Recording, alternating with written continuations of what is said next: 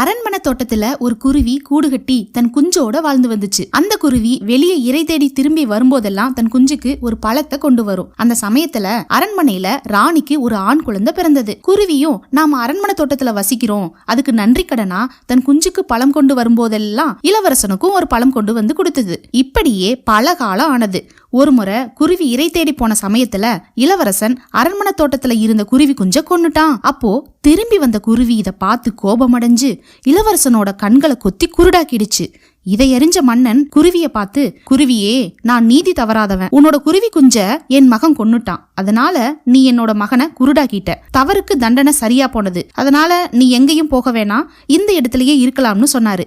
அதுக்கு குருவி, அரசே, எனக்கு மனுஷங்களோட குணம் நல்லாவே தெரியும். இன்னைக்கு நீங்க என்ன மன்னிச்சாலும் உங்க மகனை பார்க்கும் போதெல்லாம் உங்களுக்கு என்னோட நினைவு வரும். அது சீக்கிரத்திலேயே கோபமாகி என்னைக்காவது திரும்பி எனக்கு ஆபத்தை தரும். அதனால நான் இங்க தங்கல, நான் போய் வர்றேன்னு கிளம்பிடுச்சு. அதுக்கப்புறம் அந்த குருவி அந்த இடத்துக்கு வரவே இல்லை. அப்போதைய சூழ்நிலையை பார்க்காம எதிர்காலத்துல வரக்கூடிய ஆபத்தை முன்கூட்டியே கணிக்கிற இந்த குருவி மாதிரி சிந்திக்கணும்.